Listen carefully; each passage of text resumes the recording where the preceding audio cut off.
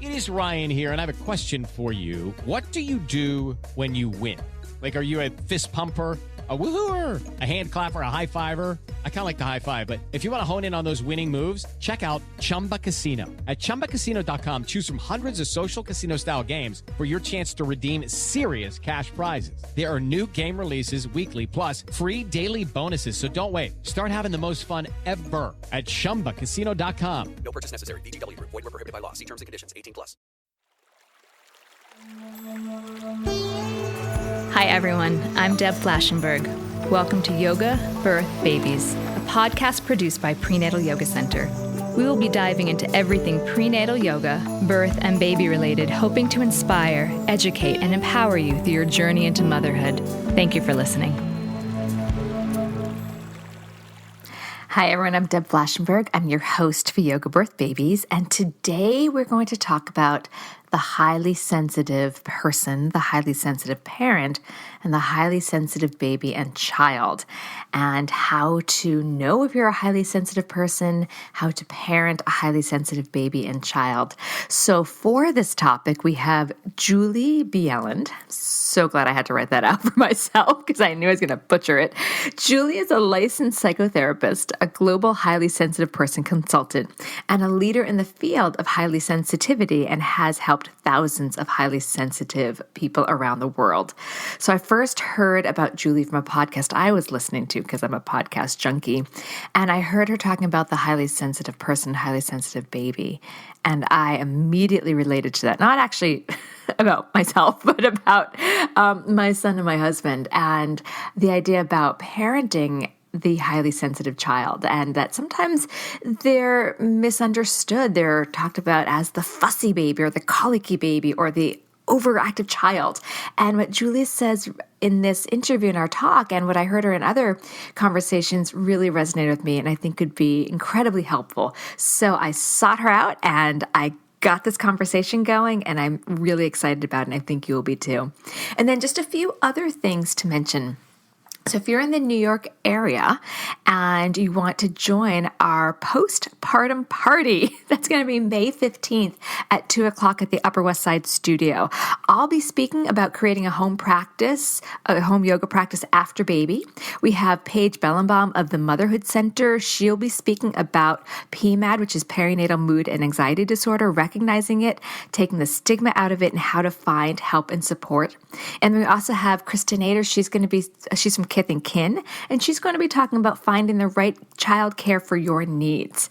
So if you're not in the area and you can't make it, we're going to do some Instagram and Facebook Live, so you can get some clips of us speaking. I'm really excited. We've got some wonderful sponsors, some food, some swag bags. It will be a really great time just celebrating the tribe that we come together, the community at PYC.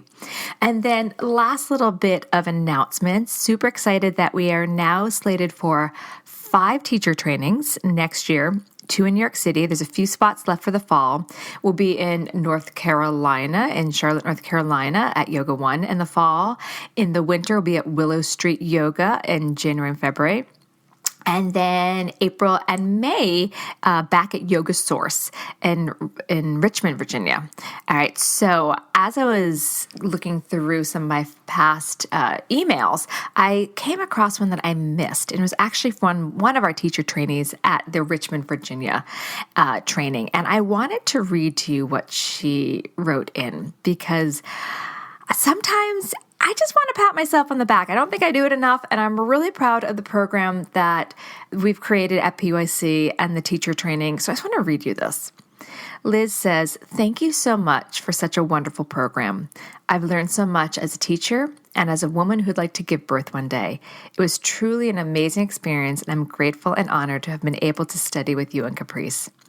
And I wanted to thank you, Liz, for sharing that, because sometimes I'm just kind of trudging through in that mode, and I see the eye of the prize, keep moving forward, keep grading tests, keep watching classes, get the notes out, move on to the next thing. That sometimes I forget to step back and see how this program's impacted people. And I'm deeply, deeply proud of the work that we've done to create it. And now we have the opportunity to take it out into the world. So thank you, Liz, for writing in, and thank you all for listening about that. Okay, we're going to take a break, and when we come back, we are going to hear the conversation I had with Julie. All right, we'll be right back. This podcast is sponsored by Skylight Calendar. Let's be real. Running a household can be exhausting and chaotic. And finding the perfect Mother's Day gift, it's not exactly a no-brainer. Until now. The Skylight Calendar is the best way to organize the family and give everyone, especially mom, some peace of mind to enjoy the things that matter most. The Skylight Calendar is a smart, touchscreen calendar that keeps track of and manages the chores, dinner planning, groceries, and to-dos for the whole family. The Skylight Calendar automatically syncs each family member's digital calendars and displays them all together on one color-coded touchscreen. It even doubles as a digital picture frame, so you can finally share all those special moments that are just sitting on your phone. As a limited-time offer for our listeners, get 15% off your purchase of a Skylight Calendar when you go to skylightcal.com/easy. That's SKYLIGHTCAL.com/easy. Get 15% off your Mother's Day purchase now at skylightcal.com/easy. Hi, Julie. How are you today? I'm great. I'm very happy to be here. Oh, wonderful. I am so excited to speak with you. So I heard you on another podcast, and as I was walking, I was just like shaking my head. I'm like, yes, I need to talk to this person, because I think the highly sensitive person is misunderstood. And as I told you before, like, I'm married to a highly sensitive person and a highly sensitive baby. So this is such great information that I think parents and people just need to hear. So yay. Thank you for joining me. My enthusiasm is hardly contained. All right, so before we get into talking about, I know you go by the initials, the HSP. Before we get into that, can I just hear a little bit about you and how you got into this work? Yeah, sure. Well, I am a licensed psychotherapist and an author, and I got into this work because I am a highly sensitive person, and we're going to talk all about that today. Yes. And there comes with it lots of challenges and also brain differences. And I really wanted to understand the trait. And when I first started, there was hardly anybody talking about it besides, you know, the original Elaine Aron, who's really the pioneer of kind of discovering this trait. So it was really started out as my mission to educate and bring awareness to the trait. That's great. And so can you talk about how would you define a highly sensitive person? Sure. So the actual scientific name for it is sensory processing sensitivity. And it's important to distinguish that that's not a disorder. It's a trait, and it's found in 20% of the population. So we've got like 1.4 billion of us out there. And it's equal in gender. And about 70% of us are introverts and 30% extroverts. So it's not the same thing as introversion, but there is some overlap for some of us.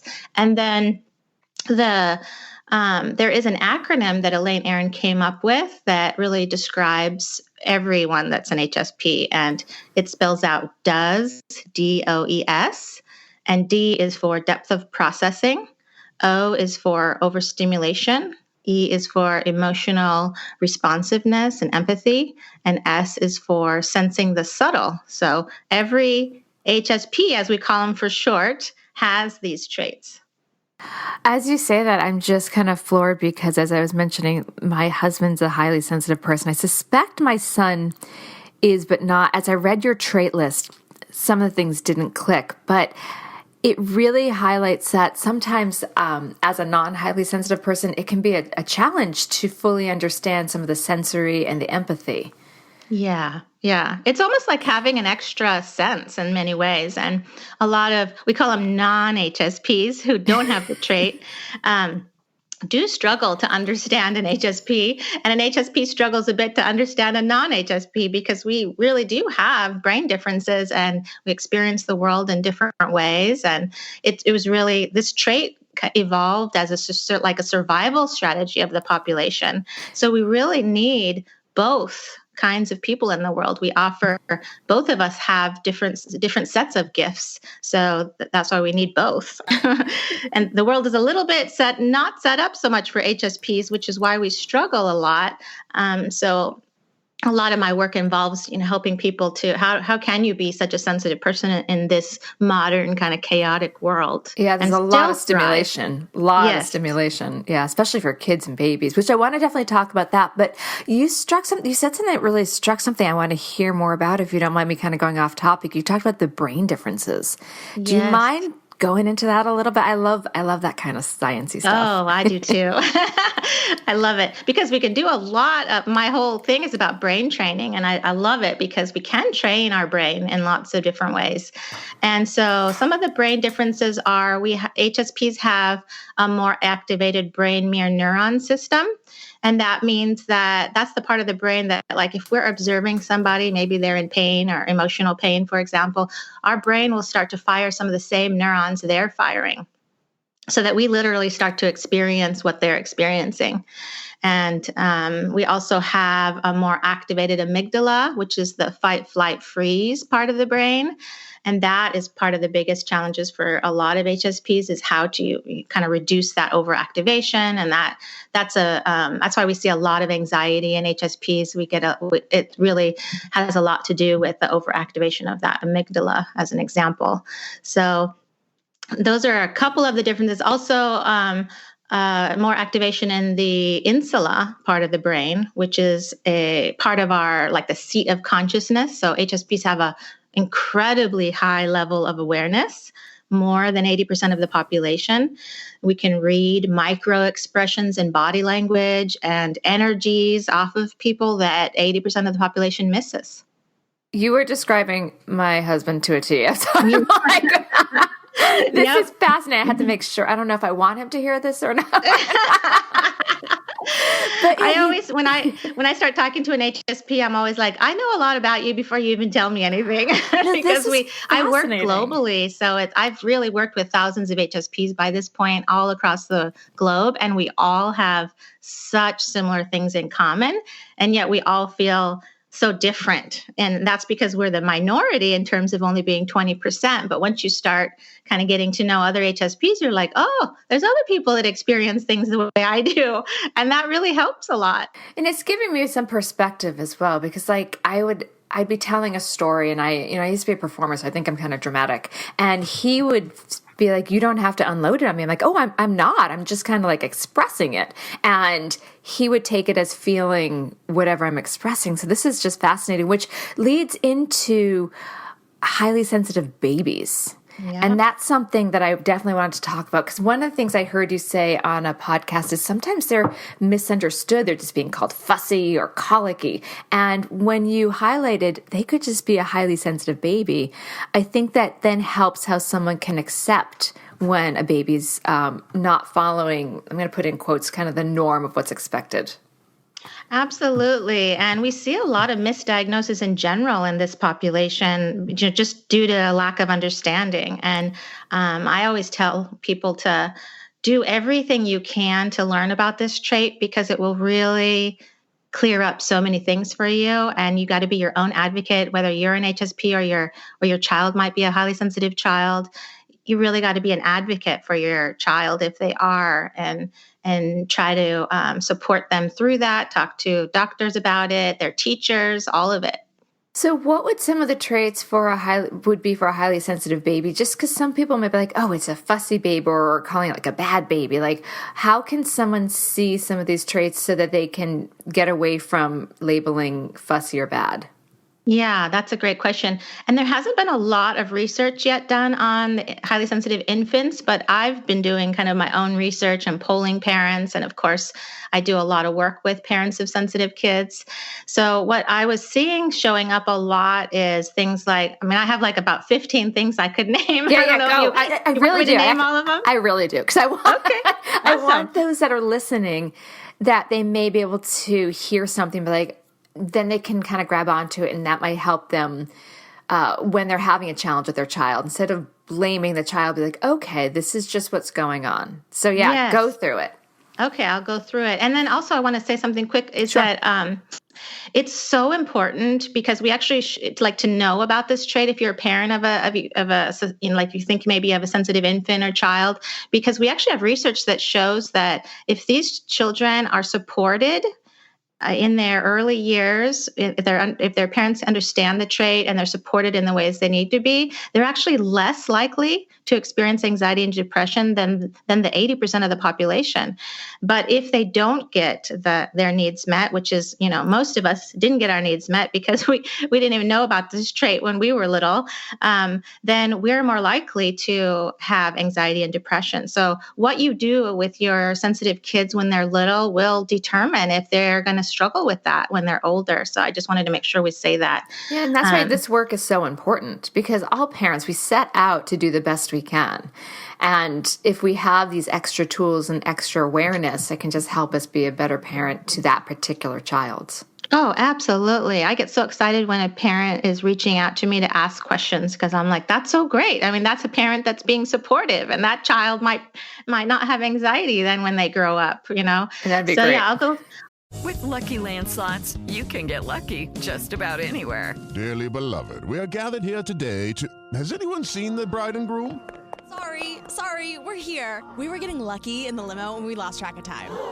No, Lucky Land Casino, with cash prizes that add up quicker than a guest registry.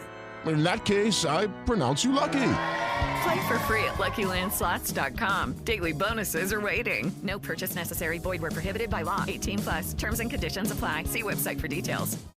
This podcast is sponsored by Skylight Frame. Mother's Day is almost here. What are you getting her? Something that shows you care. Something that makes her feel loved. Something that won't stress you out. Something like the Skylight Frame. The Skylight Frame is the perfect gift. It's a touchscreen photo frame your whole family can upload photos to, from wherever they are in the world. It's a way to share with her all the moments that matter. It sets up in seconds. You can even make sure that it's already loaded with photos when your mom opens her Mother's Day gift. And her Skylight Frame can hold thousands of the treasured photos you share. It's an easy, heartfelt way for mom to stay connected with those who matter most. It really is the perfect gift. Now, as a special Mother's Day offer for our listeners, get 15% off your purchase of a Skylight Frame when you go to skylightframe.com/easy. That's SKYLIGHTFRAME.com/easy. Get 15% off your Mother's Day purchase now at skylightframe.com/easy.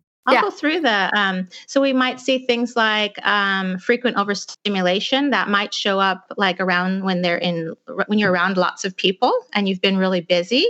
Like if you're, carting your baby around all over the place and around lots of people and they're not feeling like they've had enough rest. We might see things that are like sensitive skin, more prone to rashes, more sensitive to chemicals like in skin wipes, cleaners, laundry detergents, more prone to allergies. Like, for example, when I have two highly sensitive children who are now teenagers. And when one of them was little, he had a lot of allergies. And I had done a lot of research and found out that I went through my entire household and started using all natural cleaners and detergents and things like that. And his allergies got better. So it's really amazing what you can actually do in a holistic way to make things easier. And then we might see some food sensitivities. You might see an increase in like spitting up, gas. They can be sensitive to textures of food. More sensitive even to things that the mother's eating in breastfeeding. Sensitive to certain textures in the environment, like seams in socks or tags. And I remember my other son, he would have total meltdowns with the seams in his socks.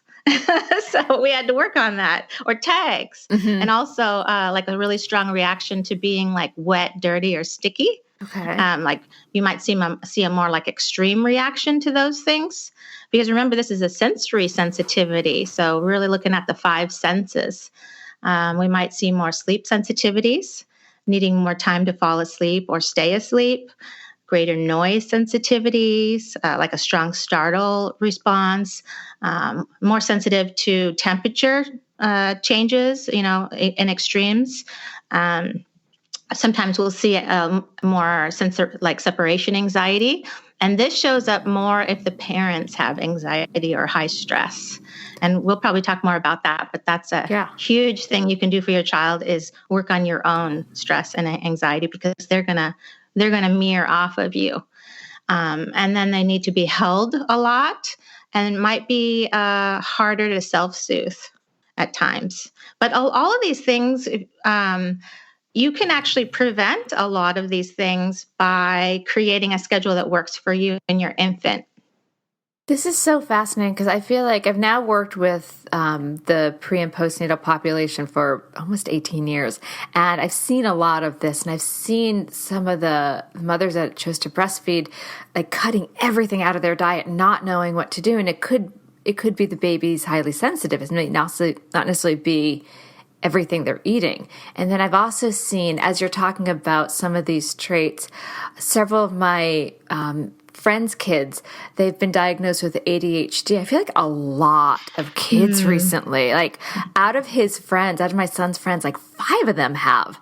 And I'm wondering if and maybe I'm just throwing this out there and I could be wrong, but do you think there's a misdiagnosis of ADHD and it could just be a highly sensitive person?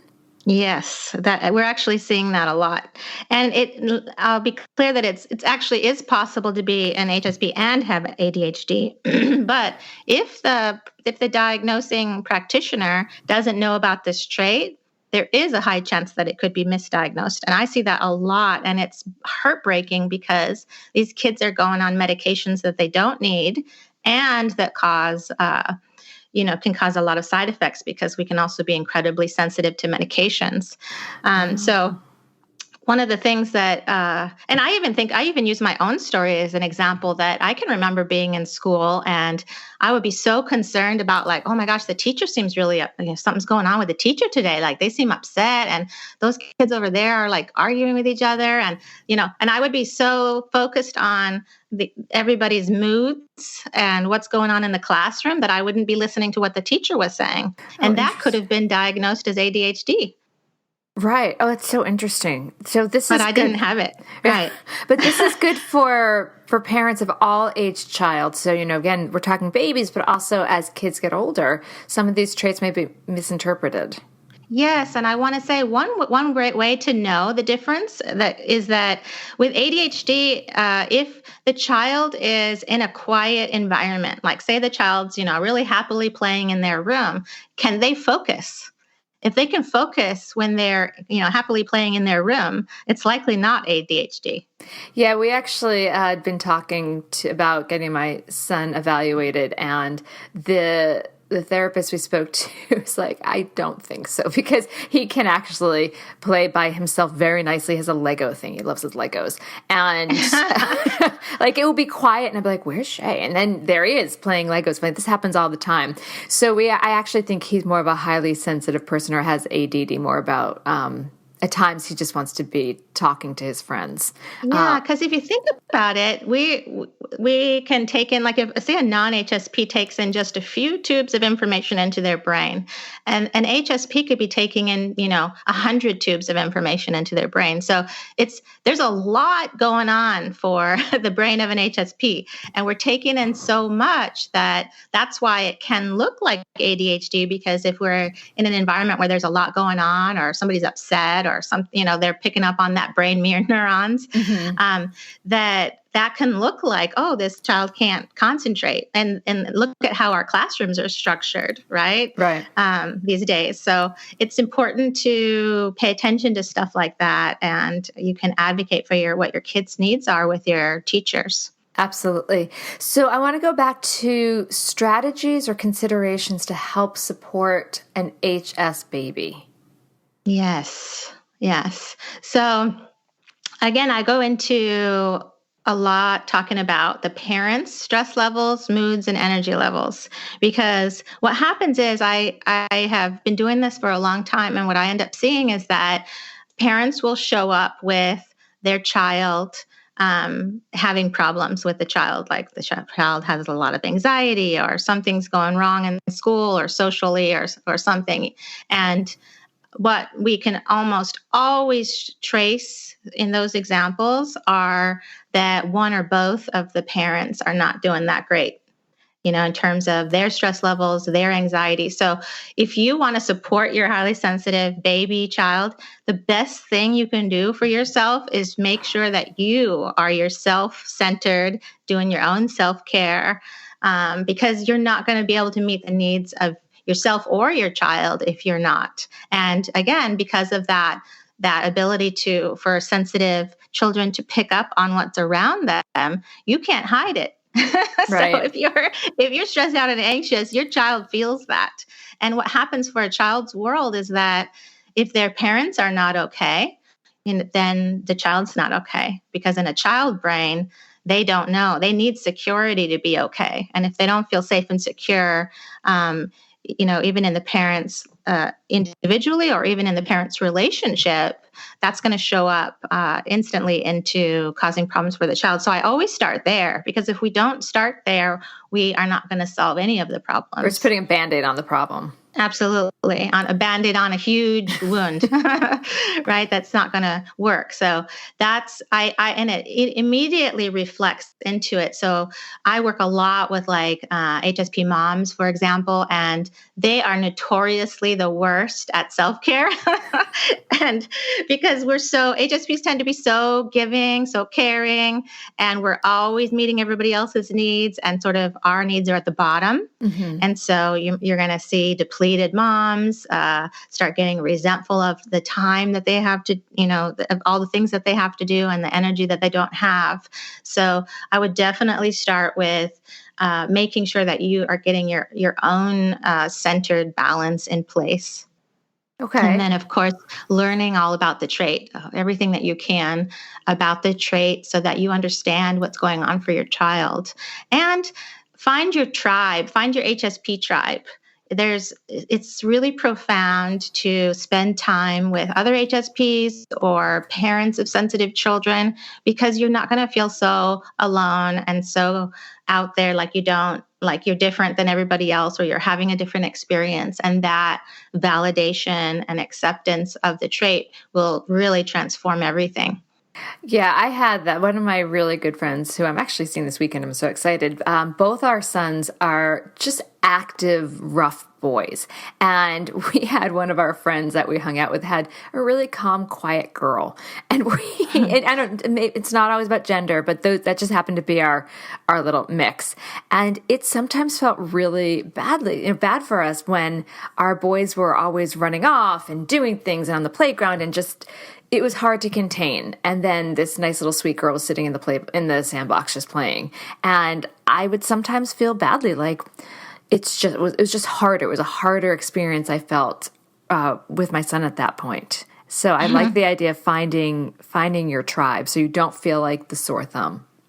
Oh, absolutely. I mean, even when my son was little, I remember feeling like, oh my gosh, all these kids can just like run out into the playground and start playing and have no problems. And my son's like holding back. Why is he doing that? And so back then we didn't have a lot of information about it. And, and now I could be, if I was that mom now, I could say like, okay, my son takes a little time to observe first. He's taken in so much information. He's got to observe for a while before he jumps in, and that's totally okay. And we get a lot of labeling as sensitive kids too, where maybe you walk into the classroom and your child holds back a bit, and the teacher's like, oh, are you shy? And they start labeling it as if it's a negative. So that's where it would be really great to be able to meet with a teacher ahead of time and really teach them about the trait, and so that they can understand how to support your child. And I want to say something too, that there's not just negatives with this, that a highly sensitive child is just amazing. Like, they're advanced in lots of ways in their speech, and they pick things up really quickly, and they're so loving and kind, and they care so much about people and the world and animals, and they're just beautiful, spirits in the world. So you get a lot of really beautiful things with this trait as well. That's important, because we don't want to just start to focus on the negative. So if say a parent suspects their baby went through the traits, highly sensitive, would they then try to make sure about food textures and temperature and there's something that is like overstimulation, just try to kind of be the guardian of their space? Because a baby is not going to be able to speak up for itself. It will just get overwhelmed. Yeah, that's where it's a little easier sometimes to be a highly sensitive person when you have a highly sensitive child, because it's easier to get really in tune with their needs, and to, highly sensitive parents have the ability to know ahead of time, even before the child knows, like what they need. And some, non-sensitive parents can do that too. So you look out for you aren't necessarily going to see all of these things in every child. You might even just see one or two of these things. So you're just going to look at, where are you having problems? If you're noticing like, oh, they're getting a lot of diaper rashes. Oh, okay. Let's look at that. Maybe you need to use a different kind of diaper cream, a more natural one. And maybe I need to look at changing if they're having rashes, we got to look at what cleaners are you using, laundry detergents. And if you're noticing, they're really spitting up certain foods, or they throw up certain foods after they eat it, or they're just really struggling and not wanting something, listen to that and believe it that it's true. And this stuff gets easier. Like my son that had such an issue with the sock seams, he doesn't have that now. So, some things actually get easier as you get older. Some things stay with you. Like I still get, I'm really sensitive to light and certain sounds. So like if I go to a restaurant and I'm going to sit down, I don't want the person that I'm looking at to have like the window behind them, because the light can cause problems for me. So just little things that you kind of get to know with your child about what might be impacting them, and think about it in terms of the five senses. That, if you're seeing anything go wrong or not, some issues, then look at, okay, what could be a particular sense that's the issue right now for my child? So what about, does it work well or clash if you have a highly sensitive parent and a highly sensitive baby? You would think that there would be an understanding, or is it sometimes too much? Like the highly sensitive parent and the baby's crying, it could really irritate them. Or maybe I'm misthinking that. Yes, that absolutely can happen, and I've seen that a lot. And it happens with the parents that are not practicing their own self-care. Okay, it comes back to, yeah. If you're depleted and overwhelmed all the time and have your own anxiety, and then you bring a baby into that and a sensitive baby into that, yes, that's gonna be really hard. So whether if you're out there like thinking about starting a family, the best thing you can do, if you really struggle with anxiety, get into a good therapist, make sure the therapist knows about the trait, have them help you through that so that you can kind of get the stuff worked out. Like I have an HSP in my course right now, and he's having a baby in July. His wife's going to have a baby in July. And, this is a great time for him to be setting up these tools before the baby comes. And if you already have a baby or a child, then I cannot stress it enough we actually recommend 2 hours of alone time per day and 1 full day off per week for an HSP for brain processing, rest, and restoration. I would love 2 hours a day off to myself. Yes. And how do you? That's unheard of. I'm just happy when I can get a shower by myself. I know sometimes as parents, it definitely is hard to get that time, but every parent that's done it, whether you can get like an hour in the morning, an hour in the night, and this is exactly what I work on with HSPs, is getting them to do it. And I tell people, do it for 1 week. And I want you to see the difference, because everybody thinks they don't have time for it. But what happens when you actually do it is you're more focused, more balanced. You're actually wasting less energy because you're a lot more focused and efficient. And I'm kind of in awe of how they get a whole day off. And I'm just looking at like family life between work and family. How do you suggest someone gets a whole day off? Yeah, sometimes it can be worked out with, like when my children were little, we did different things. Sometimes you can swap with, like maybe you take a half a day on Saturday and a half a day on Sunday, and then your partner can, pick up that, like you can get that time to yourself. Sometimes you can, like for me, I was friends with other parents that had children of a similar age, and we would actually swap.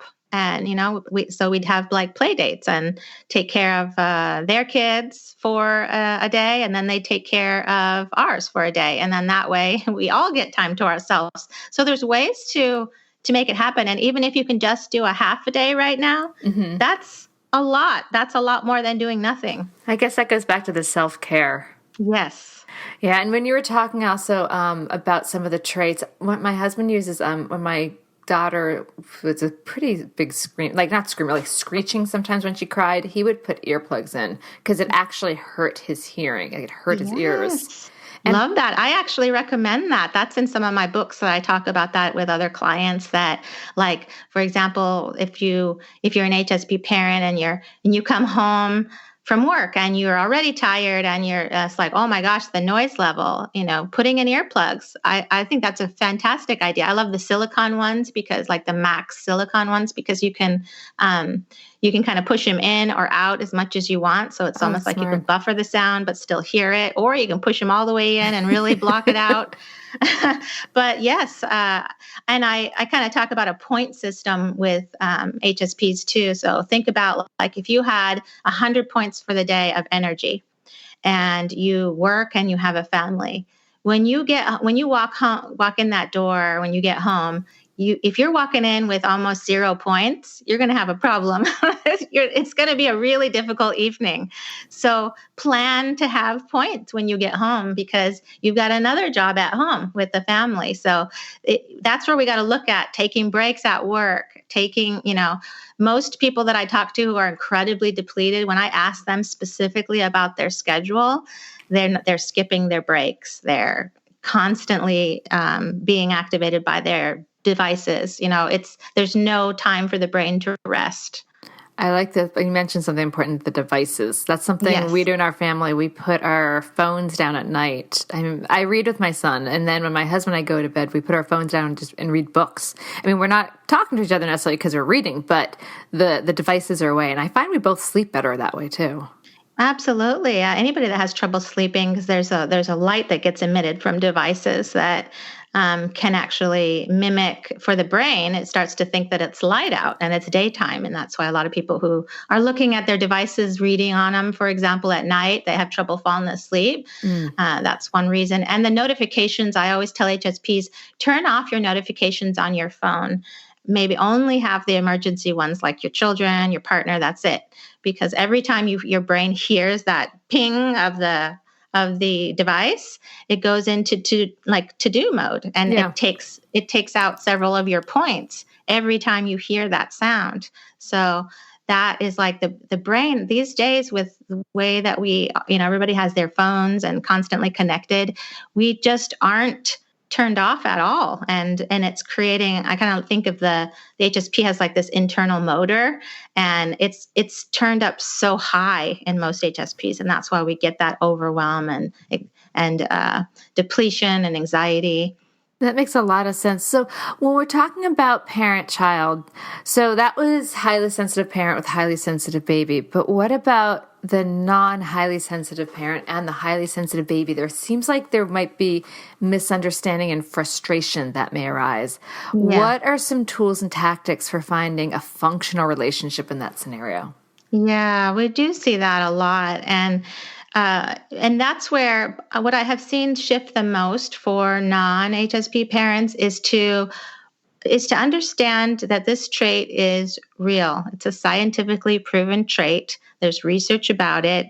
There's tons of information about it. And I think if you can really understand that this is a real thing and this is a real experience for your child, then you're not going to take it personally if something starts to break down, because parents sometimes are like, oh, they're doing this to me on purpose, or they're doing this just to bother me or something like that. And there's this sense of like it's a personal attack in some way. But sensitive kids, and this is actually part of the trait, is that we are this part of the population. We want to get things right the first time. We don't want to make mistakes, and we don't want to disappoint people. So a sensitive child tries so hard to do everything right. And and we even have an issue with perfectionism as being a problem.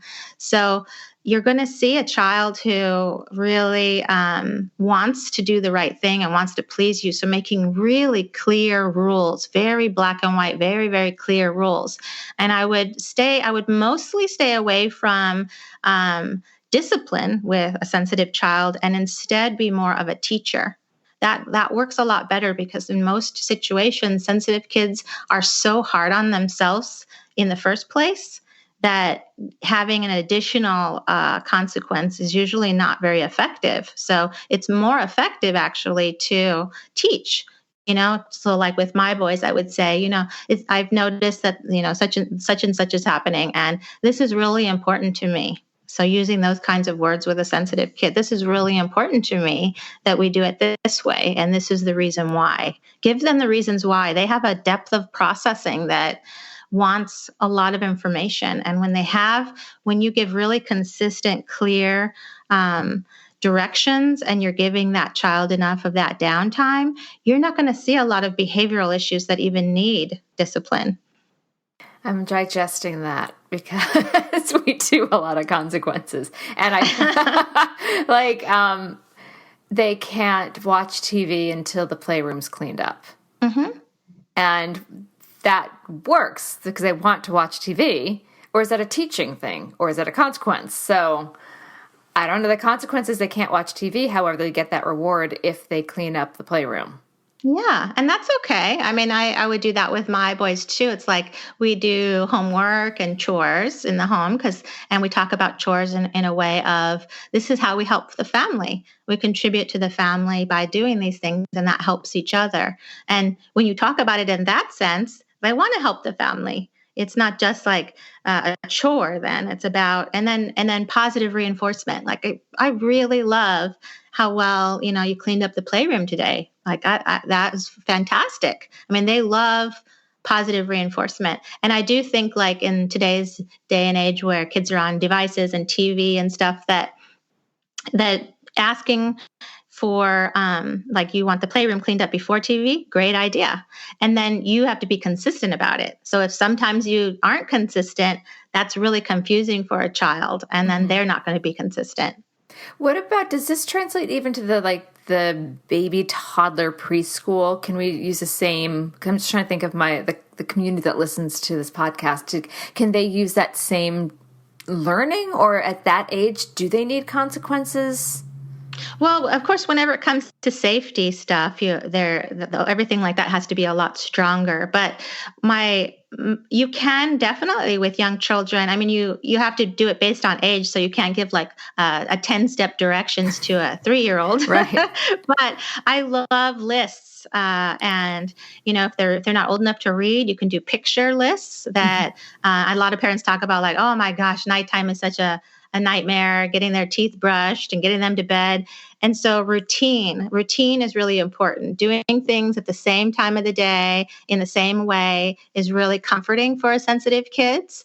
So, and having a board, like, okay, we're going to put stickers or check off, like when we brush our teeth, and then that's when we get story time. And so doing it consistently the same every night, and prepping yourself for, the other times that most parents talk about are really hard are like morning times, and prepping the night before with, getting clothes laid out ahead of time, and having the kids be involved in that too, about what they're comfortable in, and getting lunches made the night before, so you're not in a total race in the morning. And I've also seen that the way you start your morning is usually how the day goes. So try to give your child extra time in the morning, even if that means that they go to sleep earlier and get up a little earlier, because if you're racing your child out the door in the morning, that is going to create a whole day of sort of an internal chaos. So we've seen that show up a lot, that if you can slow your morning down and you have your routine in the evening, you really will see the most benefit.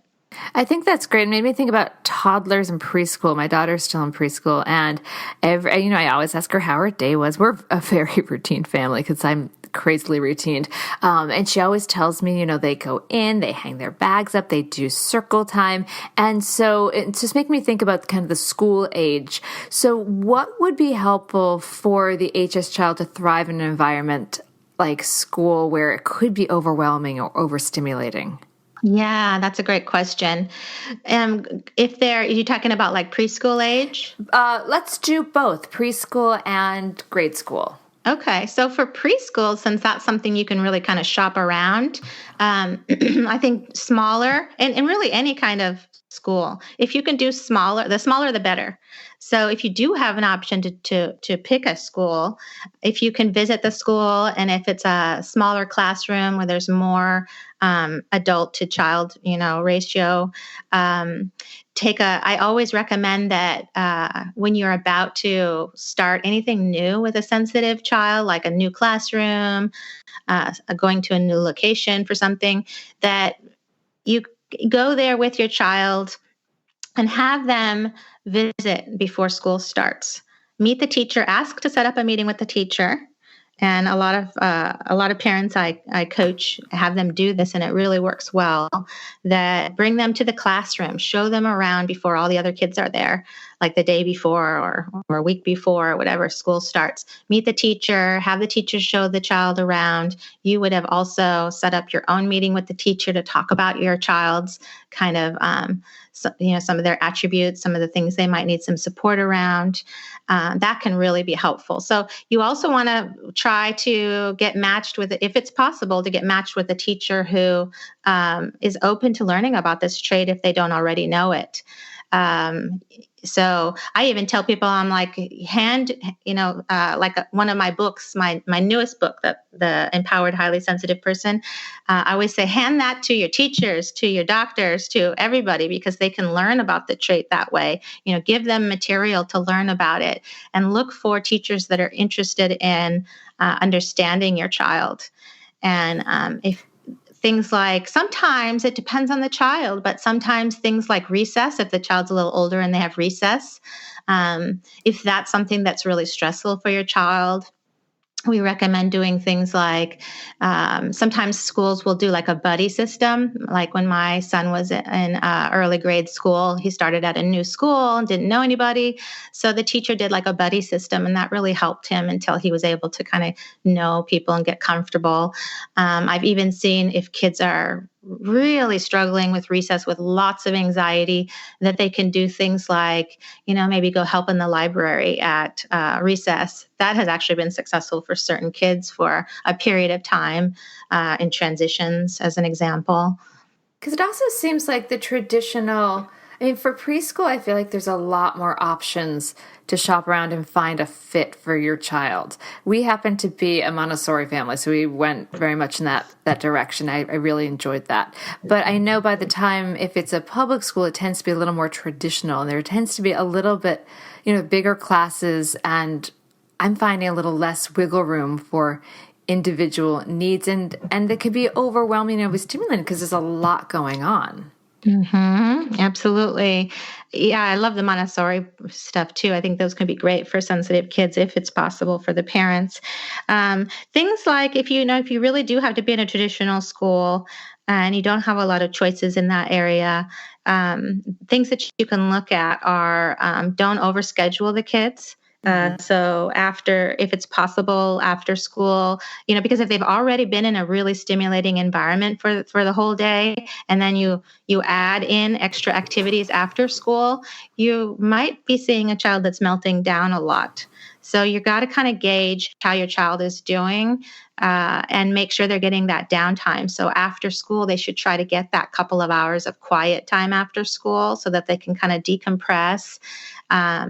Things like that. You also want to start teaching your sensitive child self-soothing techniques, because there's a lot of great techniques out there that are very helpful, and that children, and I talk about those things a lot in my resources as well, that like teaching specific calming techniques that help children, even breathing techniques, like a simple one of like breathing in for a count of 4, holding it for 2, breathing out for a count of 7. That's something that's really great for calming the nervous system.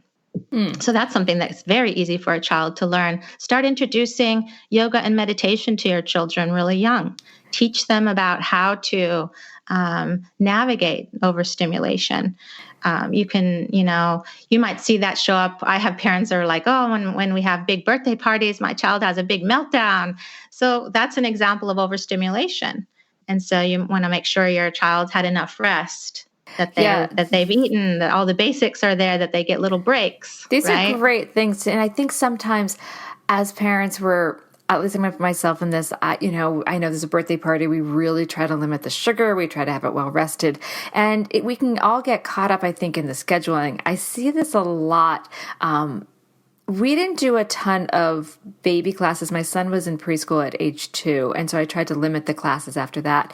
But I do see, especially in New York City, there's a ton of classes, and I'm partly at fault because we offer classes at my yoga studio, which I think are great. I love the baby fingers, the baby sign language. But I think sometimes parents can get overscheduled, even down to the baby toddler age. So do you just, when they do have these classes, which again, some of them I think are wonderful bonding, do you then just recommend that they, only maybe one class a day and then make sure they have nap time? Or what are your thoughts on that?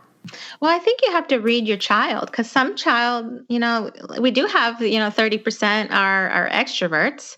So we do have some children that, enjoy activities and do well. So you got to read your child. If you're noticing that they seem to be really having a lot of meltdowns and, cranky, irritable, having, anger fits or anything like that, then you got to look at, okay, we got to look at the schedule. Maybe we're not getting enough downtime. So your you have to read your child, and they're going to really tell you based on their own behavior how that's going. Even things like travel, taking a trip with kids, being, family get-togethers, holidays, things that are out of the norm. Try to schedule, like if you're going to go on a trip, schedule busy activities in between quiet activities. Schedule time to rest. Don't come back from a busy trip and then expect them to be able to go to school instantly. They might need a day or two of rest. So things like that you can kind of try to make sure you're sprinkling in. Even I do that. Like when I take a trip, I make sure that if something's going to seem busy or overstimulating, that I have quiet time in between those, and that's how I can do those things. That's really smart. You said something that kind of jumped into my head about, or maybe I don't know why it jumped into my head, about tantrums. When you see a baby or a toddler, even a young child, start to have a tantrum, do you have a tool that can de-escalate it? Great question. Once a child has already started, like if it's a full-blown tantrum, I actually talk a lot about like this. If you think about the brain as having two parts, the emotional brain and the cognitive brain.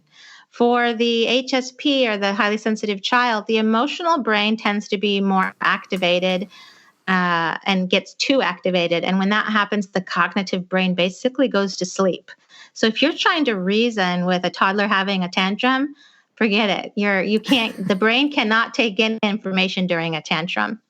So instead, you want to make sure they're safe, but don't try to discipline or teach or do anything in the midst of a tantrum, because literally the brain can't take in that information. So instead, what's better is after the child has we can talk about some calming stuff. Like for one of my children, he really did well kind of being ushered into his room when he needed that, if he's about to have a tantrum or he's really kind of starting to have a meltdown. Excuse me, he did better kind of being quiet in his room. And then I had another son who did better taking a walk. He needed to walk off what he was feeling. So kind of get to know how to soothe your child and in the midst of it. But what's most effective, I think, is to try to prevent the tantrum in the first place. Yes, of course. We want to avoid the tantrum, but sometimes. Yeah. So figure out what caused it. It's like most of the time there's a cause. Kids don't just decide to do that to upset you. For them, they're literally out of control. They haven't developed the ability to control that yet. That's self-soothing. So most of the time it's going to happen when they've been overtired, too busy. Maybe they're starting to get sick. They haven't slept enough. Like I had a rule when I was a kid. My parents didn't even have that many rules when I was a kid. But one of them was I could never spend the night 2 nights in a row with somebody because I would always get sick. Because I was having a great time, but I was too overstimulated and not getting enough rest.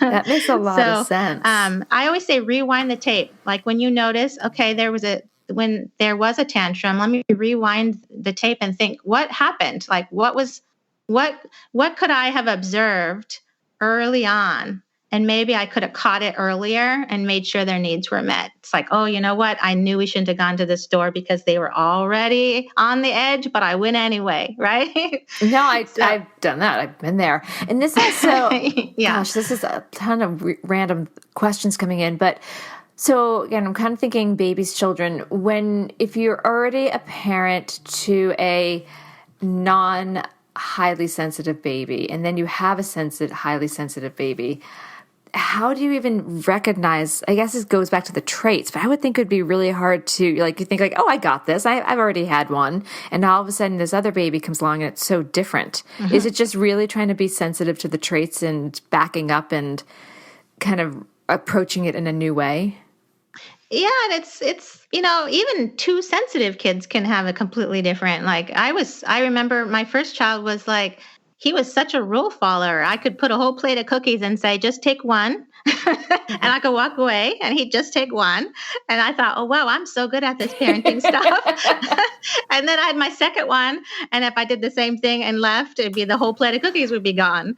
So each child is different. Yeah. And any parent that has two children, can be shocked by that sometimes, how different kids can be in the same household. So whether they're sensitive or not, just, getting to know that individual child and their needs. And if you're seeing a lot of meltdowns, that's really just information for you that something's not right, that we got to change something. So I always look at, if we're seeing tantrums, we've got to look at what's causing them and how do we prevent them in the first place. So, since children aren't great they're not good at regulating themselves yet. If you're, maybe if I'm going to take when my son was little to a birthday party, it's really on me as a parent to make sure that, he may be having a great time playing and doing different things, but he also needs to have a little break here and there. So I might need to jump in and say, like, let's make sure we get some water and something to eat. And maybe we just sit here for a minute and take a break. So away from the group, little things like that can make a big difference to kids, just to get a little bit of downtime, even in the midst of an event or a group, as an example. We actually found for my son that if we protein load him, he has a better day. And we can tell when he's starting to get hungry, like mid-afternoon, if we're kind of chugging along, especially on the weekends, and we haven't given him enough food, that's when we can start to see the meltdowns happening. Yeah. So we want to make sure, are you hungry? And he might be like, no, and we're still going to we're, again, protein heavy. We do like a plain Greek yogurt with peanut butter, like really protein heavy. And it really, if it changes, it calms him down right away. Yes. Sensitive kids, that's actually on there's a self-test you can take as an adult, and also as you can take it there's a child test you can take for your child.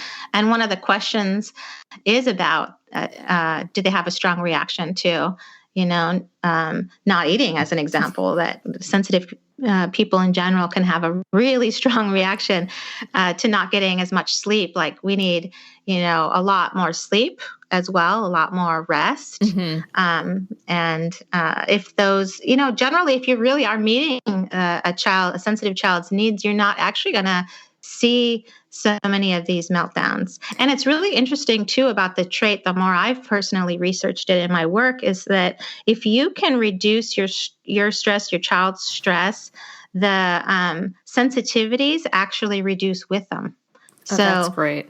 It's really fascinating. I was just talking about this yesterday with a client, and we were saying how, like when she started with me, she had, massive sensitivities to noise and would find things really intolerable and kind of melt down. And now, through the process of working through her own needs and kind of meeting her needs, she's noticed that her sensitivity to noise is not as strong. It becomes tolerable. So it's really interesting that you actually, even if you're really extremely sensitive about particular things, like if I'm not centered and balanced, my sensory sensitivities are going to be worse. So it really all comes back to self-care. Yes, exactly. We can't live our lives like robots. We can't, like how the 80% is living. For an HSP, we need to do it differently.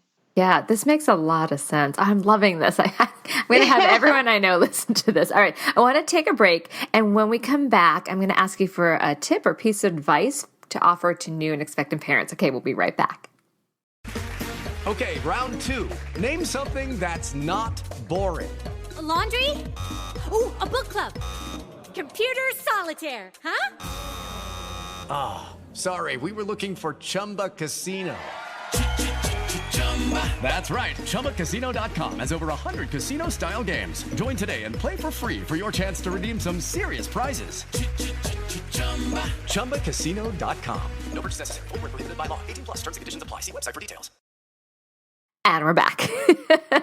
All right. So it could be anything as a parent. It could be anything about highly sensitive babies or children or highly sensitive parent. But what tip or advice would you like to offer a new and expectant parent?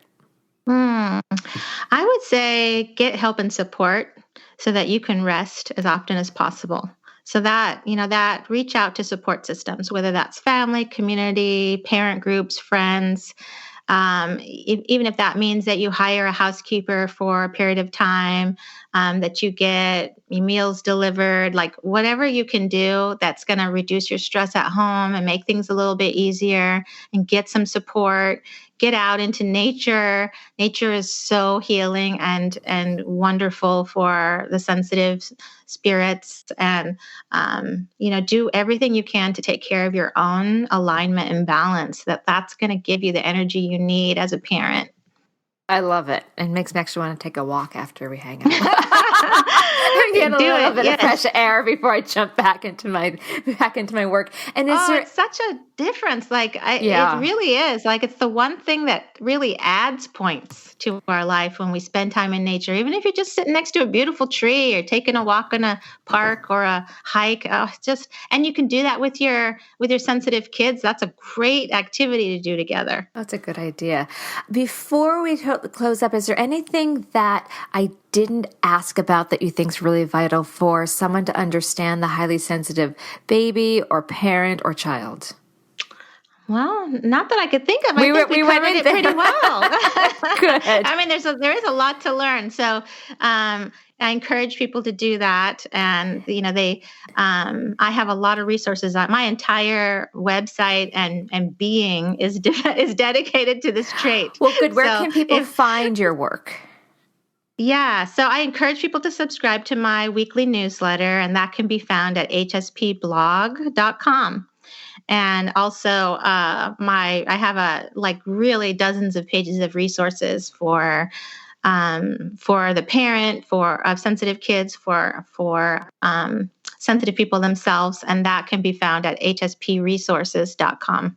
Perfect. And I'm going to put all that in the show notes. And yeah, I hung out on your website for a while and listened to other podcasts you did and read your stuff. It's really great information and very easily to digest. It wasn't too heady. It was really wonderful. I think a parent that is finding they have a highly sensitive baby or child, I think your resources can really offer support. Oh, thank you. Yeah, I have people that sometimes ask me to translate other people's work because the way I explain things is, it is easy to understand, and I think that's important.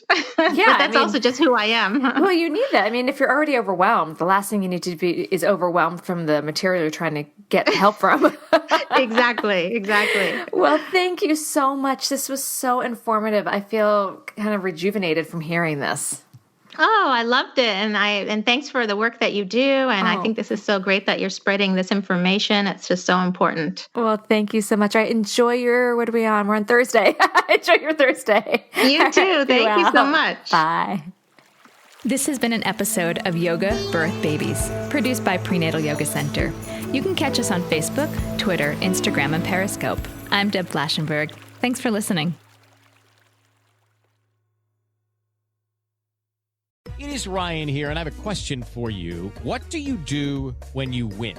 Are you a fist pumper, a woohooer, a hand clapper, a high fiver? I kind of like the high five, but if you want to hone in on those winning moves, check out Chumba Casino. At ChumbaCasino.com, choose from hundreds of social casino-style games for your chance to redeem serious cash prizes. There are new game releases weekly, plus free daily bonuses. So don't wait. Start having the most fun ever at ChumbaCasino.com. No purchase necessary. VGW. Void where prohibited by law. See terms and conditions. 18 plus.